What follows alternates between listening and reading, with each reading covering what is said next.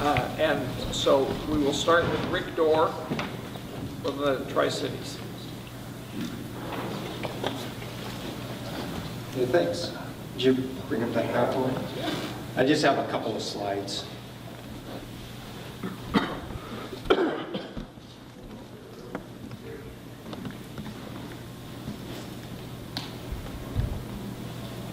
So I'm a consultant in Tri-Cities for JEB Engineers, and also a member of Washington State Good Roads and Transportation and the Tri-Cities. We have a very active membership there. And so I'm going to talk about two different things. I'll start off talking about the local Good Roads, which is Benton, Franklin, and Walla Walla County Good Roads Association. Go ahead. And if you could bring up that brochure. And one thing we do every year is put together a list of projects. And this is used for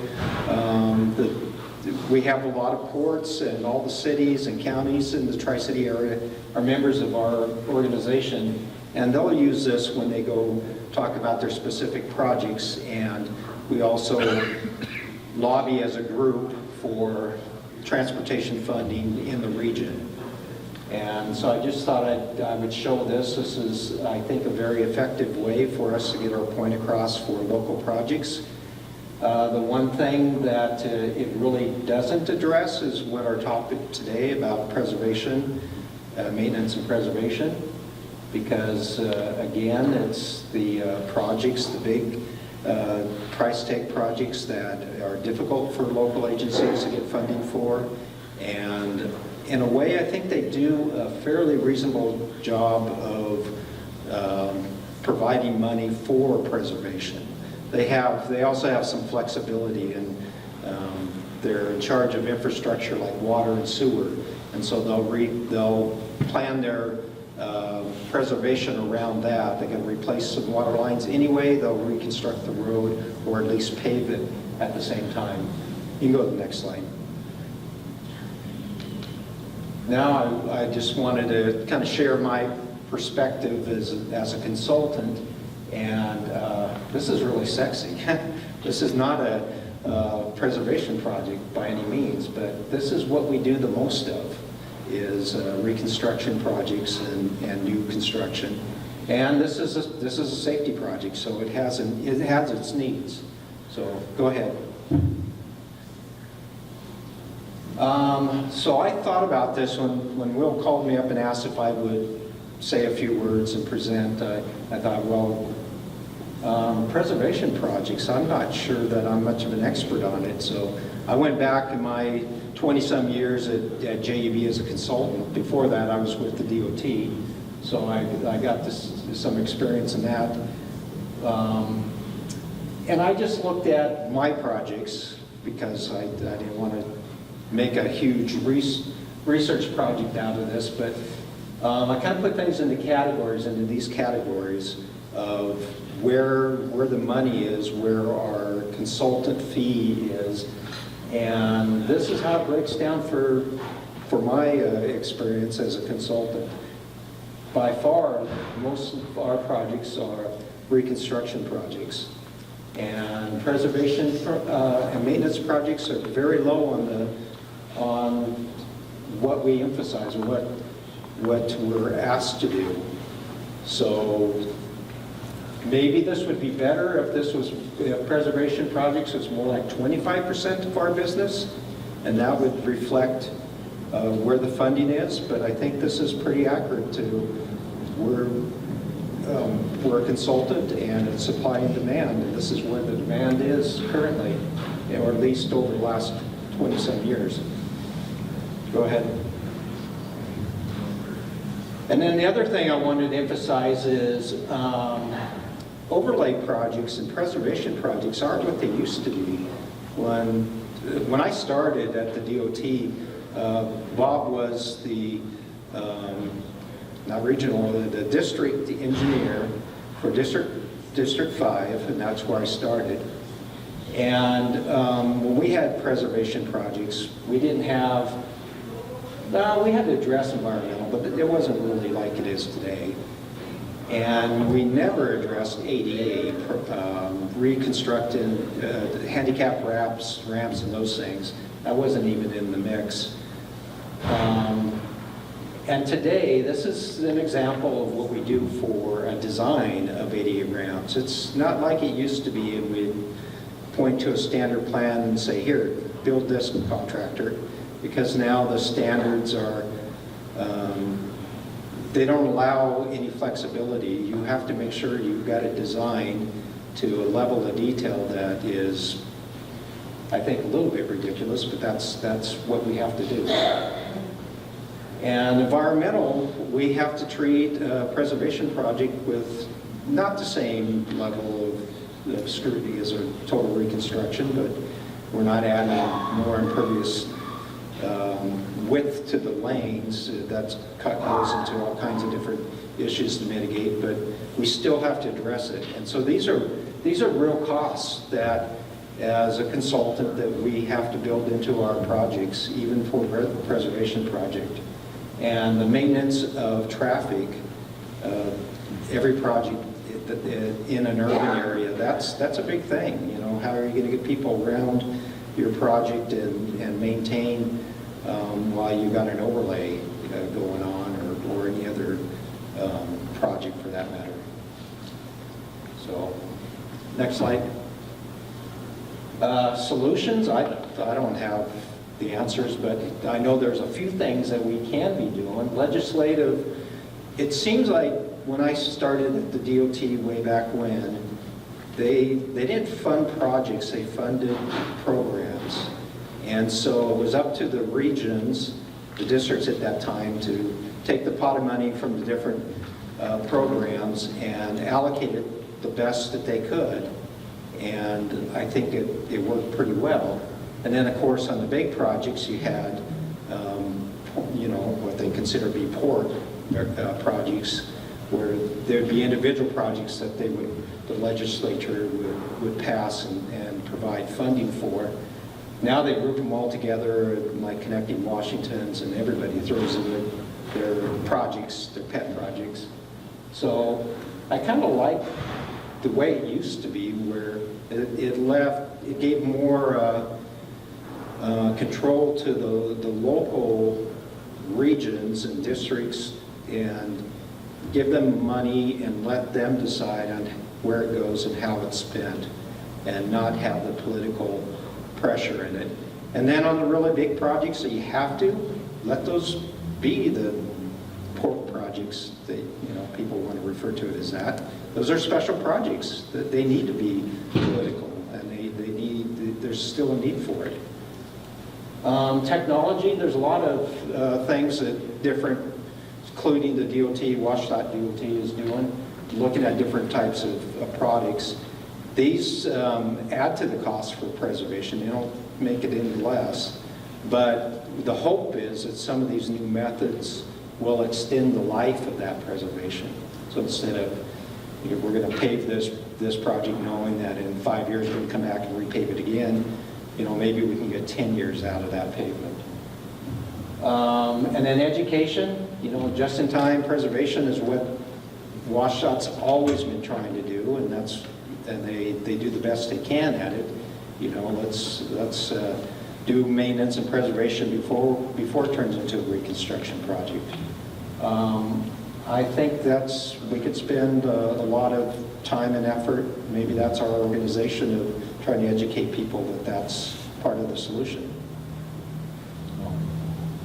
I think that's all I had.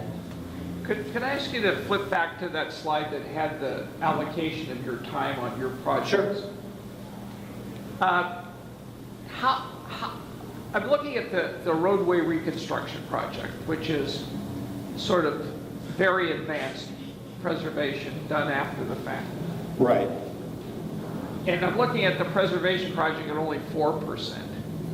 If in fact we were doing preservation projects as a larger percentage of your time and other consultants' time, would that bring down the 62% segment of the work because we haven't done the preservation?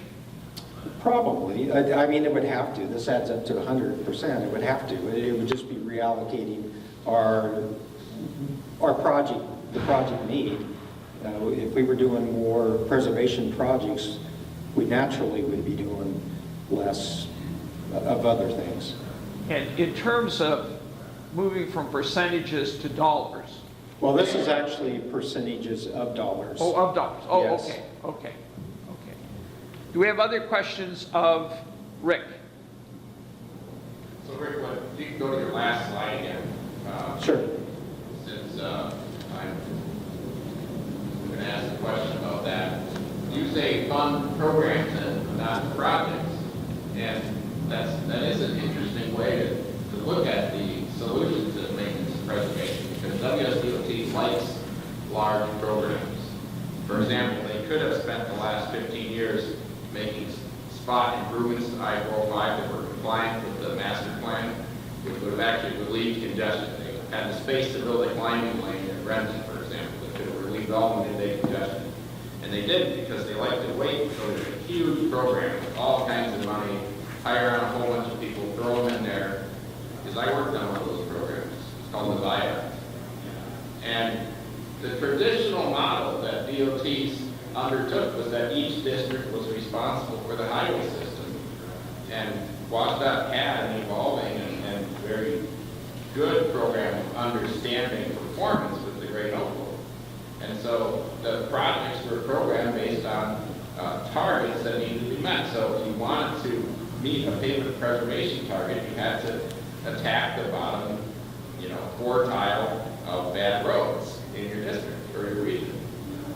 And the question is, does that local programming and project identification process suffer if we have a statewide maintenance program that goes beyond just a funding package that says, oh, we have this new program now that we're managing? I think there are some risks to doing that. Partly because I wonder if the regions will take as much stock in actually looking at how to best optimize the performance of their system for the dollars invested. I think that is probably a risk. I guess I'm thinking that by the programs that they would, as a whole, the state would say, we're going to take 20% of overall transportation funding, put that in preservation and maintenance. And then from there go down to the regions and look at it from a statewide perspective. And there's a lot of things that comes into that, because I think of how they used to try to East Side was more of a, we got more money than we paid into the gas tax, and so there was always that argument. And you're always going to have some of that. So you can't ignore it. You can't say, okay, now we got this fund for maintenance and preservation. The greatest need is King County, so they get 95% of it. And that may be a true statement, that in dollars they would have 95% of the need maybe, but that, some decisions would have to be made that you still have to treat the rural part of the states and give them maybe more than what some would consider their share. And it's looking at the entire system, and it's always kind of been that way. But I think when we're passing these gas tax and they're related or tied directly to projects, and then we're bonding those and paying for those forever, it seems like it's getting away from making those hard decisions, and it's kind of the easy way out. Let's just fund these 150 projects. Well, to that said, I think that there are some states that they don't have a program that covers everything from project identification to programming to planning to preliminary design to construction, but they do have a funding program for that. So, for example, some states, like Minnesota, for example, have a statewide chip seal fund. And certainly MnDOT can access that fund. But also, because MnDOT has a very, very good local programs office through their state aid program, Local agencies can also access that statewide chip seal fund through state cost share agreements. So instead of having WashDOT create an office with 500 people in Olympia to administer resurfacing jobs statewide, instead the legislature perhaps should say, look, here's a fund for paving projects that meet this criteria. Your IRI is less than 80, your International Roughness Index, your pavement lifespan is 90% of, a certain probability of certain types of failures, right? Like, set criteria that the regions have to meet in order to access the funding, but restrict the funding to those specific projects that meet the criteria, while at the same time providing adequate funding for those activities. So, for example, there should be a bridge deck maintenance fund in Washington State. There should be a chip seal fund. There should be a full depth mill and overlay fund. And all those funds should be accessible to the regions. They should be able to bid on that. And perhaps there needs to be a committee that then decides, okay, well, this road in King County still has 2 years left, but this road in Walla Walla has 0 years left, or -1 or 2, and we're fortunate that it didn't actually fail. Yeah, no, I agree. I think we're on the same page. That's how I think it should be. So when you look at the MnDOT STIP, the statewide transportation improvement program, they have all the projects, like you said, they have, we're going to build a new bridge on Highway 41 across the Minnesota River, we're going to do this, this, and this. And then they have statewide chip seal, $6.5 million. Statewide bridge deck preservation, $7.9 million. But all of that's not determined by a bunch of people sitting in an office in St. Paul. It's determined by all of the MnDOT districts that see that pot of money and say, oh, I have a preservation need. Here is how I access these funds. Right. For specific, targeted, strategic priorities. Okay, I think we're going to need to leave that here so that we can hear from Roger Flint of the Spokane Area Good Roads Association. And Roger is the incoming chair of Spokane Area Good Roads, and he is the Chief Operating Officer for Parametrics. So I'd like him to pick up here and give us the benefit of the experience over there. Great, thanks, Will. So, as Will said, I'm Roger Flint, and I always hate the list of titles, but I also had the good fortune earlier in my career to be a Public Works and Utilities Director for the City of Spokane, and so maybe I'll share a little of that perspective too as we talk about maintenance and preservation. So, a little bit about Spokane Area Good Roads. We've been in existence for over 116 years now. I think we're right on the heels of the overall state organization, and we still have a lot of relevance in Spokane. Each of the agencies comes before our board. It presents their capital programs, also presents their maintenance and preservation programs to gain the support of the Spokane Area Good Roads. The Spokane Area Good Roads has done a good job over the years of making sure that we've got key individuals from the community that have, I'll just say, clout or standing, so that when we do put our stamp of approval on somebody's program, there's at least some credibility behind that. We've always had the CEO of Washington Trust Bank, which is of course a major institution in Washington, but headquartered in Spokane. We've always had a member of the Coles family that owns the newspaper, and I know our representatives from the news media can appreciate that, but certainly the relevance of having somebody in that position is good. And then we've always had at least an engineering representative, which I fill the seat for, and then contractors, of course. And what we try to do is help bring together a coalition of folks within the region to help push forward the issues that are important to us. I appreciated somebody said they were from the east side, I think, of King County, from the far east, from the east side of Washington State.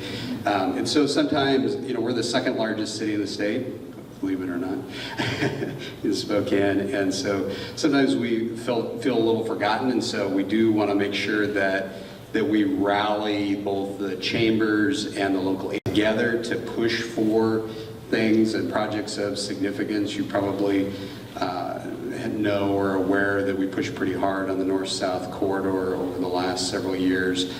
Wade Brokaw, who was the AGC representative in Eastern Washington, myself, lots of other folks were treading over here on a regular basis to try to make sure that project finally got funded. I like to call it, when we did the celebration of partial completion on some of the work that's been done on the north-south corridor, because we have to have ribbon cutting ceremonies. I think that's a key to what makes projects go or not, is keeping it in front of folks and having some relevance. I said that we had spent half of the Good Roads' time trying to get that project funded. And you know, I think the difficulty that we see in the maintenance and preservation side has been mentioned a couple of times, but is just the fact that it's not very exciting to stand in front of a thin overlay or a crack seal project or something of that sort versus some brand new facility that's going to be going in place that people can get excited about because they haven't experienced it or seen it before. Maintenance and preservation is something that we expect to happen. It's a basic need. It's a basic expectation, and so folks, it's not something folks rally around, it's something that they expect is going to happen and don't understand why it's not happening when it doesn't occur. One of the things that we're pushing right now is bringing together that coalition again. We're helping bring together a group of agencies, the chambers, and local businesses to be focused more on maintenance and preservation. It was mentioned before that Roger Millar, I think, has done a good job at least of getting that message out there. When I was a Public Works and Utilities Director, I did the same thing, and prior to leaving that post in 2006, I was able to get a bond passed. And interestingly enough, we had tried multiple years for a $50 million bond, always failed. But we were able to pass a $117,352,000 bond, which was actual projects that ran through our maintenance and actually came up to an exact number. Now, whether that number is exactly right or not, it's based on assumptions, of course. But Mayor West, who was our mayor at the time, I asked him, do you want me to round it up or round it down? And he said, no, that's the number. And we're going to put those projects on a list, and we're going to take it to the public, and we're going to show them what they're going to get for their money and when they're going to get them for their money. And I think that is another piece that's really key to maintenance and preservation, is being very clear in what you stipulate you're going to do and when you're going to do it and how you're going to go about doing it, so that folks can actually see that it's being accomplished.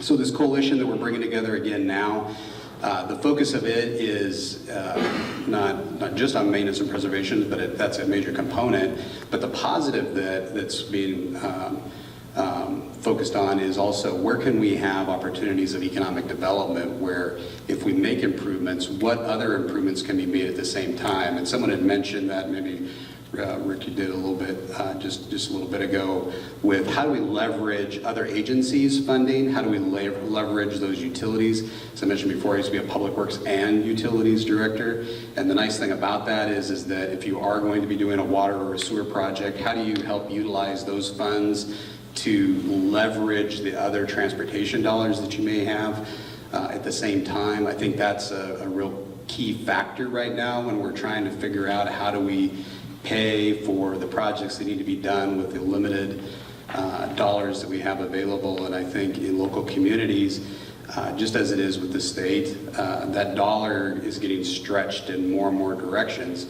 And I think when you talk to the general public, they want to have the roads fixed, they want to have them taken care of, but they also want police and fires and library and parks and all these other competing demands. Just as the state, also we want to make sure we have social services and all the other things that we do that give us positive quality of life. And so we don't want to be on the transportation side or on the infrastructure side competing against all those other demands, but the reality is we are, because there is a finite amount of funds that people are willing to pay. And so how do you go about the leveraging of that? Will had asked me a little bit to maybe think about, so what's the silver bullet? What's the new funding source that maybe can help us out? I can tell you that one of the things that we were talking about doing in Spokane, or expanding on doing in Spokane until Initiative 976 passed, is going with a countywide TBD. And the city of Spokane put one in place. They did it councilmatically, so an additional $20 went on to the car tab. But and that was basically used to help leverage other dollars. Again, that's maybe not enough money to do anything in and of itself, but enough to help attract other dollars and allow those dollars to get spread a little further than they maybe otherwise would have. And so I still think that can be a mechanism that can be utilized.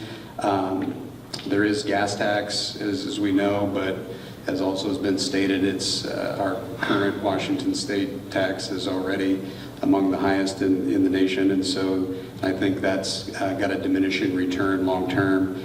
Road user charges, I think, are starting to gain some traction, and I think people like the nexus between a fee that's charged and the service that they're being provided. And again, that comes from my utility background. I've always liked that. Nobody likes paying utility fees either, but it's easier to explain to somebody, this is the amount of money that I'm going to charge you, and this specifically is what you get for that charge. So I think road user charges are certainly, as we work through the intricacies of I don't want Big Brother tracking me, I don't want you to know where I've been and where I'm going kind of concept. But I think the idea of how much you utilize the transportation system is a good one, and having a connection to that. I was a big advocate early on for a street utility for that same reason. And of course, that was thrown out and found to not be structured correctly, because they, of course, created a street utility and then they put it in the taxing section of the state code, which wasn't correct. And there's a number of things I think that could still fix that. But I like the idea of having that connection between a fee you're charging the public and what they get for that fee or charge. And then lastly, I guess I would just share that, at least from our perspective on the far east side of the state, is that I think having a clear message when communities are going to talk to the legislature about what is important and not having a bunch of competing messages, I think that makes it difficult when you are trying to decide, and the legislature's hopefully trying to help you decide where's the best use of the dollars, where should they be going. If they're hearing 50 messages, it's hard to decide where those dollars should actually go. If they hear kind of a unified voice or message, I think that makes a lot more sense. And so for Spokane, for the Good Roads Association there, that's one of the, I guess, the missions that we have, that we feel we're charged with, is to try to coalesce and bring that voice together. So. Can I just kick off with one question, and that is because Cougar and Husky football is so bad, I'd like to ask you a question about Gonzaga basketball. Which is very good, of course. What kind of team do you think you're going to have with your freshmen this year? Well, the nice thing about Gonzaga, and the thing that I always say about it is that why I think they've always had a great program over the last 20 plus years is they've got great coaching. They focus on the team versus the individual. And while I do think they have a good incoming class, the thing I think has been their greatest strength is the fact that they focus on the overall group as a team versus looking for that single star who's gonna score most of the points. So I think it's still good. So fingers crossed. I'd like to see well, the Husky basketball team tends to have many, and you tend to have few.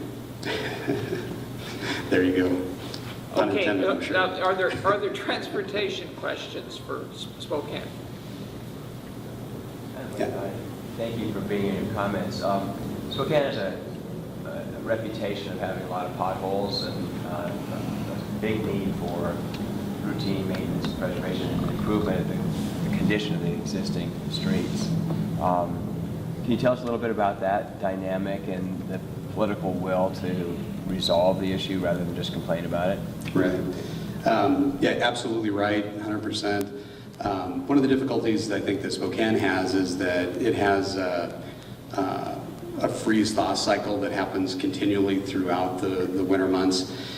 While it gets cold, significantly more than it does over here, it always warms back up. And so it's unlike someplace like Anchorage or Denver or one of the other locations that you might point to, in that it doesn't just get cold and stay cold all winter long. It'll get cold for several weeks and then it'll warm back up, and so you have this undulation that occurs. I think also historically there wasn't a focus on making sure that we have good base underneath that roadway. And then back to maintenance and preservation, if you're getting a lot of that freeze and thaw, you're creating cracks, and so getting ahead of the curve and doing a lot of crack sealing or micro seals, things along those lines are things that would certainly help keep the water out from under the base, which then helps keep the road in better condition and allow it to last longer.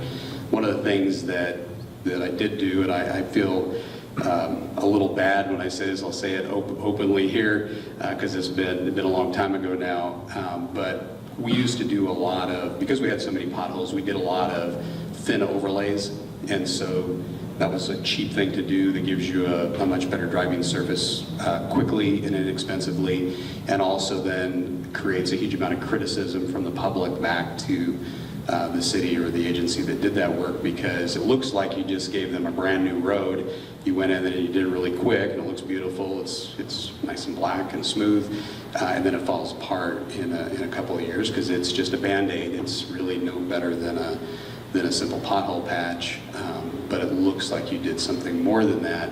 And so I quit doing that prior to that bond passing, and we just did straightforward pothole patching, and I think allowing the public to see the true condition that the roadway is in. I think in that instance, coupled with giving them very specifics on what the community was going to be doing with the dollars that they vested, with that agency, I think was a key differentiator in getting that bond passed. Now, I'd also say that I was anti doing a bond. I don't think that's the right way. I don't think you should bond for maintenance and preservation. It's just you're left with a few choices of how you can fund projects like that and programs like that.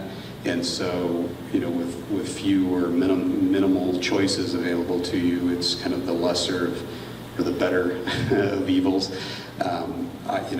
My belief is that you only bond for capital projects, and you bond based on the life expectancy of that capital asset.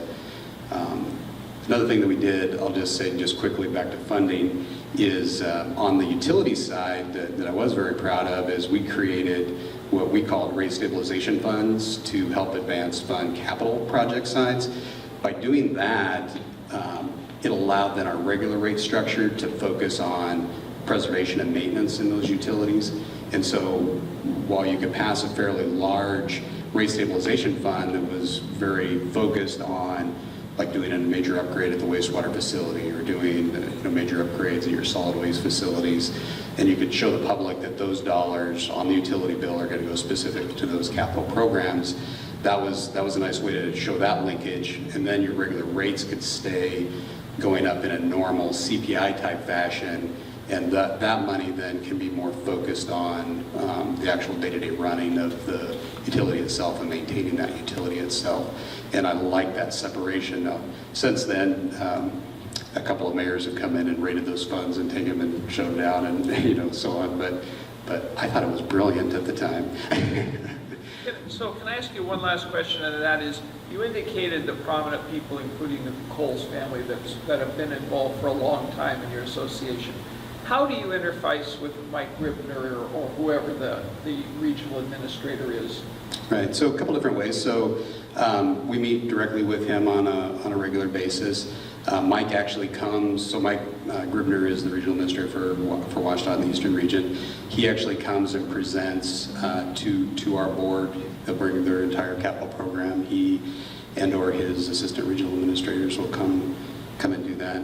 And then for me personally, kind of back to my consulting side, Parametrics happens to also be the prime consultant managing the GEC, which is General Engineering and Consulting Contract for the Eastern region. So I see him on a weekly basis just because of that activity. So we're pretty And had connected. Keith Metcalf done much the same thing previously? Exactly, yeah, and I still great friends with him, again, because he was very actively engaged in the community. And so I think the nice thing in Spokane, even though it's still a fairly large metropolitan area, it's also small in a lot of respects. It feels, it's, like I said, the second largest city, but it also feels like a small town in a lot of ways. It's, we all know each other and we all interact with each other on a pretty regular basis. And I think that's helpful in coalescing and getting a message together that hopefully is cohesive. It's not always. We've got a couple of jurisdictions that are always rogue and kind of doing their own thing, but I think it's helpful as a region if you can do that. Is there one last question for Roger, or shall we move on to Vic? Great, thank you. Okay, then